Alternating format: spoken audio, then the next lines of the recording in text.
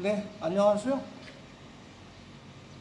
최근에 보면 동남아시아에도 이민이 있는 거로들 알고 계시더라고요. 한국에서 많은 재산을 가지고 태국, 베트남, 캄보디아, 라오스 오셔도요, 여기는 영주권이나 시민권 주는 그런 게 없어요. 정책 자체가 없습니다. 또 라오스나 태국은요, 외국인 이름으로 땅을 살 수도 없어요. 임야, 대지 전부 살 수가 없습니다. 태국은 150만 바트 이하의 원룸 정도 땅을 제외한 거는 외국인 이름으로 살 수 있고요. 라오스는 무조건 현지 사람의 이름을 빌려서 땅을 사야 됩니다. 요즘 한국에서 빈부의 격차가 너무 심해졌어요. 롯데월드타워, 시그니엘타워 분양가 370억, 370평짜리, 분양가 219억, 250평짜리, 이런 고급, 초고층 아파트라고 하긴 참 그렇고요. 마천루 같은 데서 사시는 분들 외에는 이 상실감에 상처받은 분들이 한국을 떠나서 동남아시아, 날씨도 좋고 물가도 저렴하니까 와서 도전해보기 하시려고 하는데 이민은 없습니다. 누가 이민이라고 하면 그것은 거짓말입니다. 그냥 장기 체류예요. 저도요, 동남아시아에 지금 12년째 살고 있지만 이민 아니에요. 장기 체류예요. 그때에 맞는 스테이 비자나 워크퍼밋 가지고 1년에 한 번씩 갱신해 가는 거죠. 태국 같은 경우에는 이제 돈을 300만 바, 한국 돈 1억 원 이상 통장에 예치하면 10년짜리 비자 주고 이런 실버 제도는 있지만 정식으로 여기 와서 호주나 뉴질랜드처럼 투자 이민, 미국처럼 그런 건 없다고 보시면 돼요.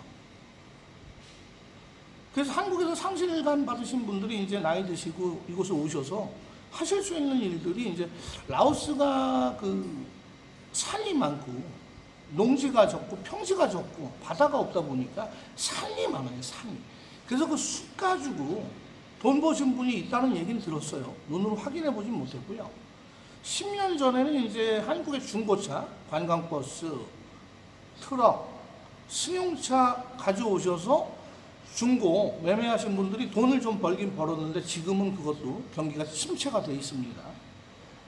그러다 보니까 이제 오시면 여기 오셔서 하실 수 있는 일들이 여행업, 식당업, 게스트하우스, 아니면 마트, K마트, 엄마네 마트, 이런 거예요. 여기가 2차, 3차, 4차 산업이 발달된 경제 인프라가 아니기 때문에 뭘 경영을 하고 운영을 해서 현지의 스텝을 쓰고 낮은 인건비로 여기서 생산을 해서 한국에 가지고 나가서 팔고, 그런 게 참 무역하기가 좀 어려운 제세 제도가 있어요. 그거에 쉽다면 저 같은 경우에는 여기 시장에 가면 피망이 이만큼에 4,000원이에요. 피망. 한국에는 요만한 거 하나에 1,500원이더라고요. 피망 가져가서 팔고 싶죠. 여기 계란 한 판에 3,800원인데 한국 가져가가지고 지금 9,000원, 8,500원 한다는데 풀어서 팔고 싶죠. 그게 참 안 돼 있어요, 무역하기가. 그런데 이 유튜브나 이런 카페 같은 데 보면 투자 이민에 대해서 라오스나 태국에 2억 원 가지고 와서 살아볼 수 있을까, 3억 원 가지고 살아볼 수 있을까, 그냥 그 돈 한 달에 200만 원, 300만 원씩 쓰면서 사신다고 하면 2억 원 나누기 200만 원 하면은 내가 살 수 있는 개월수하고 연수가 나오겠죠. 그래서 동남아에서 오셔서는요, 그냥 돈이 있어서 여유 있어서 와서 그냥 쓰면서 쉬시는 거는 쉬운데요, 여기 오셔서 사업을 해서 아이템으로 대박을 내서 여기 동남아시아 돈을 끌어서 모아가지고 부자가 되고 내 생이 달라진다라는 생각은 사실은 접는 게 좋다고 저는 개인적으로 생각을 해요. 보시는 시청자님은 어떻게 생각하실지 모르겠지만 지금 라오스에서 가장 성공한 기업인이 코라오라고요. 코라오. 한국의 자동차 갖고 와서 여기다 다 판매하고 관리까지 하고 할부 은행까지 세웠어요. 인도차이나 뱅크. 지금 캄보디아가 계신 코라오에 오 무슨 회장님이 가장 그 성공한 기업인이에요. 그분 외에는 크게 라오스에서 성공했다는 기업인을 보지를 못했습니다. 그래서 제가 오늘 말씀드리는 이유는 요즘 제가 고민을 해요.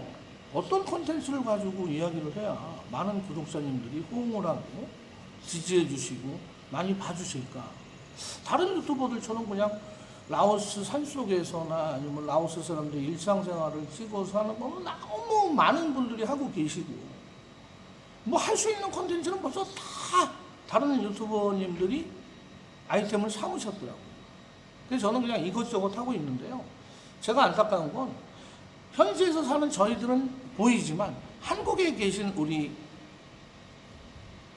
새로 오실 직구님들은 안 보이는 것, 그런 것들을 좀 알려드리고 싶어요. 그래서 동남아시아는 투자 이민 없다는 거. 그냥 그때그때 오셔서 1년에 한 번씩 비자, 업체 없어도 돼요. 내가 소속된 일하는 업체가 없어도 600불 정도에서 650불 정도 주면 1년 비자 받아줍니다. 여기 비자 업체들이. 그렇게 해서 살아가시는 거예요. 그리고 한국에 한 번씩 나갔다 오시고. 그래서 동남아시아에서는요, 뭐 한국의 은퇴자금 4억 원, 5억 원 가지고 오셔서 한국보다 돈이 덜 들어가니까 인건비가 싸니까 뭐 하나 하면 잘 되겠다라는 거 굉장히 위험하신 생각이에요. 그냥 그 돈 갖고 여기서 쓰시고 간다 하면 좋고요. 정말로 계획성 있고 난 잘해보겠다 하면 요즘 같아서 이제 오시면 현 시세보다 반값도 안 된 가게나 업종들이 많이 나와 있어요.